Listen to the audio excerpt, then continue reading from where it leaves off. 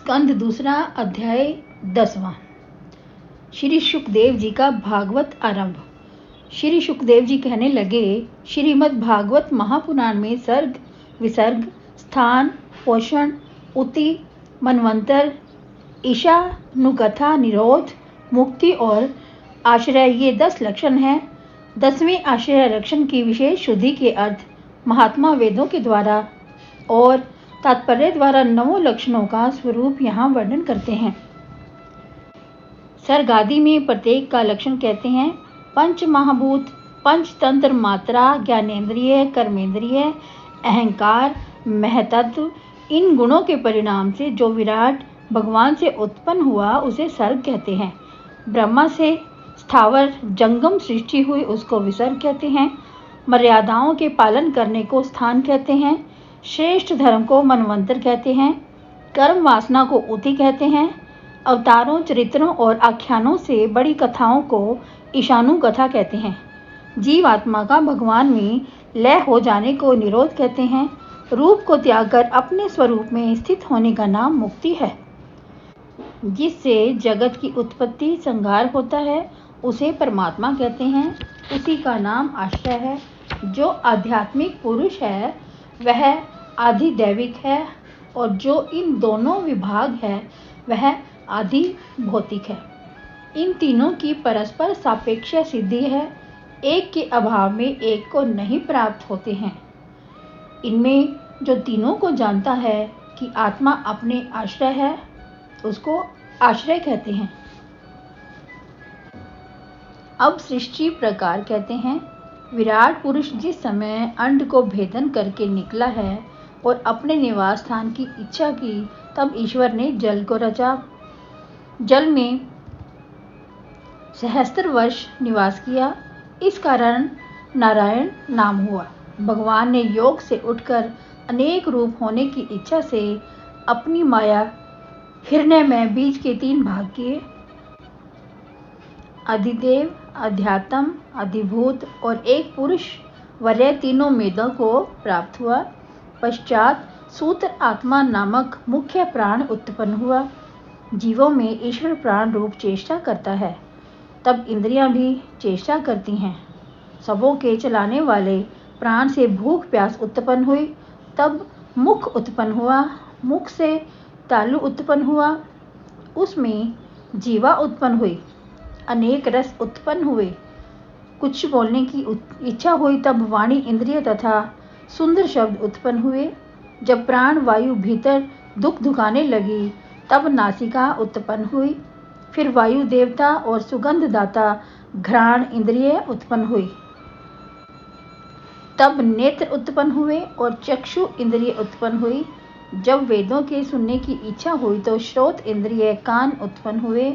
वस्तुओं की कोमलता, कठिनता, हल्कापन, भारीपन, गर्मी सर्दी के जानने की इच्छा हुई तब त्वचा उत्पन्न हुई जिसमें रोम, वृक्ष, देवता और स्पर्श विषय प्रकट हुआ। त्वचा के बाहर भीतर रहने वाले वायु करके स्पर्श के गुण का ज्ञान हुआ। उसमें पवन ने प्रवेश किया। अनंतर अनेक कर्मों के करने की इच्छा से संपूर्ण पदार्थों के धरने उठाने के कर्म योग्य 2 हाथ उत्पन्न हुए। जब स्वेच्छाभिगमन की इच्छा हुई तब चरण उत्पन्न हुए। संतान, मैथुन आदि सुख की इच्छा हुई तब शिशन इंद्रिय कामप्रिय लिंग उत्पन्न हुआ। जब भोजन उपरांत मल त्याग करने की इच्छा हुई तब गुदा उत्पन्न हुई। जब विराट भगवान ने एक देह को त्याग कर दूसरा देह ग्रहण करने की इच्छा की तब नाभि द्वार उत्पन्न हुआ। अपान इंद्रिय, मृत्यु देवता ये प्रकट हुए। जब अन्न जल ग्रहण करने की इच्छा हुई तब कुक्षी, आंत, नाड़ियाँ उत्पन्न हुई। नदियाँ समुद्र पानी के देवता हुए। तुष्टि पुष्टि तिनके आश्रय रूप हुई। चिंतन करने की इच्छा हुई तब हृदय हुआ। उस हृदय में संकल्प तथा अभिलाषा प्रगटे। त्वचा, चर्म, मांस, रुधिर, मेद, मज्जा, अस्थि 7 धातु उत्पन्न हुई। भूमि, जल, तेज में ये सातों धातु और सातों प्राण आकाश, जल, वायु से उत्पन्न हुई हैं। संपूर्ण इंद्रियां गुणात्मक हैं और सन्मुख स्वभाव वाली हैं। शब्द आदि गुण अहंकार से होते हैं। मन संपूर्ण विकारों का स्वरूप है। बुद्धि विशेष ज्ञान के स्वरूप वाली है। भगवान का स्थूल स्वरूप पृथ्वी आदि 8 आवरणों से लपेटा हुआ है। इससे परे अति सूक्ष्म, अव्यक्त, विशेषण रहित, आदि मध्य अंत रहित, नित्यवाणी और मन से परे भगवान का सूक्ष्म रूप है। चराचर को भगवान ने रचा है। उत्तम, अधम, माध्यम कर्म की गति है। जैसे कर्म करें वैसी ही योनि प्राप्त होती है।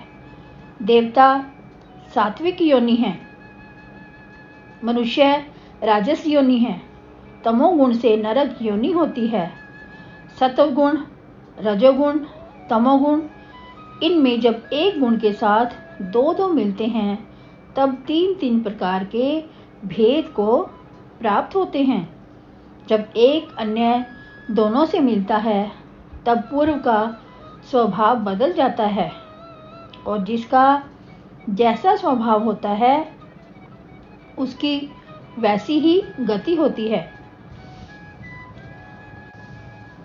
जगत को धारण करने वाले भगवान पशु, मनुष्य आदि में अवतार लेकर इस जगत का स्थापन कर पोषण करते हैं।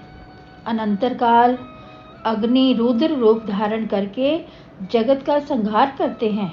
यह ब्रह्म कल्प विकल्प रहित वर्णन किया, जहाँ साधारण विधि और प्राकृतिक जगत की रचना कही है। काल का परिमाण और कल्प का लक्षण विग्रह ये मैं तीसरे स्कंध में वर्णन करूंगा। शौनक जी बोले, हे सूत जी, तुमने कहा कि विदुर जी बांधुओं को त्याग कर तीर्थों में विचरते फिरे। मैत्रेय जी और विदुर जी का ब्रह्म ज्ञान संबंधी संवाद कहाँ हुआ और मैत्रेय ने विदुर से क्या तत्व ज्ञान कहा, सो हमसे कहो। अपने बंधुजनों का किस प्रकार त्याग किया और जिस प्रकार फिर लौट आए, सो कारण कहो। सूत जी बोले, परीक्षित ने शुकदेव मुनि से जो पूछा और जो शुकदेव जी ने उत्तर दिया सो तुमसे वर्णन करता हूँ। इस तरह श्रीमद्भागवत महापुराण का द्वितीय स्कंद यहीं पर समाप्त होता है। अगली वीडियो में तीसरे स्कंद के साथ आपसे फिर से मुलाकात होगी। तब तक राधे राधे, हरे कृष्णा।